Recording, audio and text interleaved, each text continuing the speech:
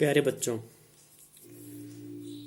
देश और झारखंड राज्य के कोरोना वायरस के कारण जो स्थिति अभी हुई है उससे सब लोग परिचित हो।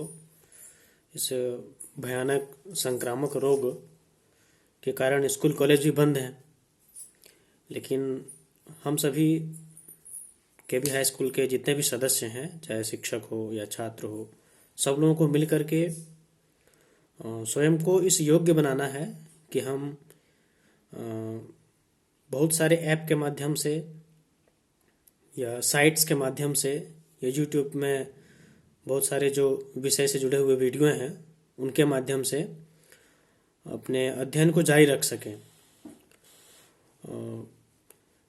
देखो, होता यह है कि बच्चों के लिए कि मोबाइल और टेक्नोलॉजी का युग है।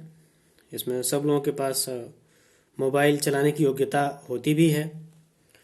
कुछ ऐप्स के विषय में मैंने ग्रुप में भेजा भी है। उस ऐप्स को इंस्टॉल करना है। इंस्टॉल कर करके विषय वाइज चैप्टर्स दिए गए हैं, उसको डाउनलोड करो और उसको पढ़ने की कोशिश करो। 12th वाले और मैट्रिक वालों को इस वर्ष पूर्व की भांति जितना समय मिल पाता था, वार्षिक समय, 1 साल का समय, वो कम भी हो गया है। और यह कहना अभी निश्चित नहीं हो पा रहा है कि कब से रेगुलर मोड में पढ़ाई विद्यालय में जा करके शुरू हो पाएगी। तो इन सारी समस्याओं से हमें लड़ना है और स्वयं को हर तरह से मजबूत बनाना है। उसी मजबूती को एक आयाम देने के लिए, एक रूप देने के लिए झारखंड सरकार की ओर से यह निर्देश दिया गया है कि हम व्हाट्सएप ग्रुप बना करके या बहुत सारे ऐप्स के माध्यम से बच्चों तक अध्ययन अध्यापन को जारी रखेंगे। तो पर्सनल नंबर भी व्हाट्सएप पे दिया हुआ है हर टीचर का। जो जिस विषय के टीचर हैं उनसे कॉल करके बात भी कर सकते हो यदि कोई समस्या होती है तो। और कोशिश यह करेंगे कि हम लोग सभी लोग मिल करके कुछ न कुछ मदद तुमको अपने स्तर पे हम करते रहेंगे। 12th वालों के लिए विशेष तौर पर यह आवश्यक है कहना कि इस बार जो 12th का इतिहास का बुक है वह 11th वाले से या 11th कक्षा के पाठ्यक्रम से बिल्कुल अलग है। अलग इस मामले में है कि हम लोगों ने पिछले कक्षा में 11 में विश्व इतिहास पढ़ा था, जिसमें मेसोपोटामिया सभ्यता हो, रोम साम्राज्य हो, इस्लाम का उदय हो या औद्योगिक क्रांति हो, चीन जापान का इतिहास हो। तो प्राचीन काल से लेकर के आधुनिक मतलब औद्योगिक क्रांति और चीनी जापानी क्रांति, वहाँ तक के इतिहास को हमने कवर किया था। 12th के पाठ्यक्रम में, 12th कक्षा के इतिहास के पाठ्यक्रम में 3 किताबें हैं। भारतीय इतिहास को 3 भागों में बांटा गया है: प्राचीन भारतीय इतिहास, मध्यकालीन भारतीय इतिहास और आधुनिक भारतीय इतिहास। तो तीनों में लगभग 6-6, 5-5 चैप्टर कर करके कुल मिलाकर लगभग हमें 18-20 चैप्टर पढ़ने हैं। तो इसमें घबराने की कोई आवश्यकता नहीं है।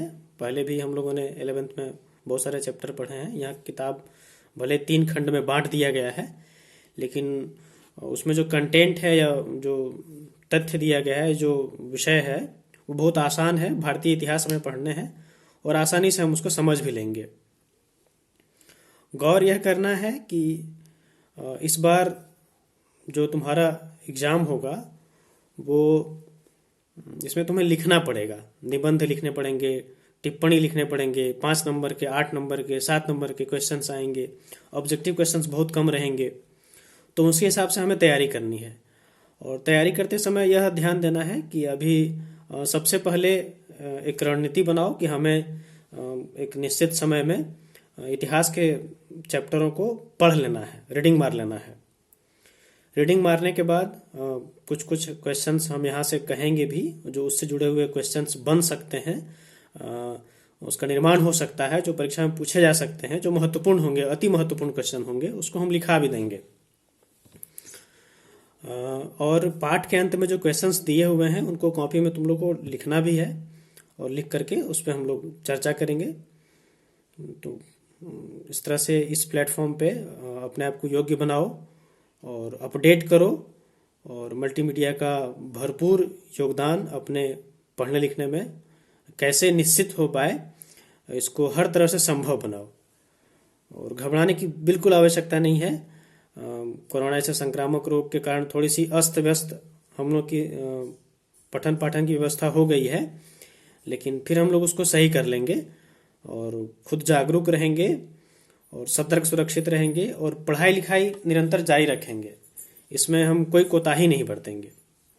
और कोई भी समस्या होती है तो व्यक्तिगत तौर पे मेरे नंबर व्हाट्सएप ग्रुप में है, तुम कॉल कर सकते हो और मैं यहीं से उसके समाधान या उसे सुलझाने की भरपूर कोशिश करूंगा। ठीक।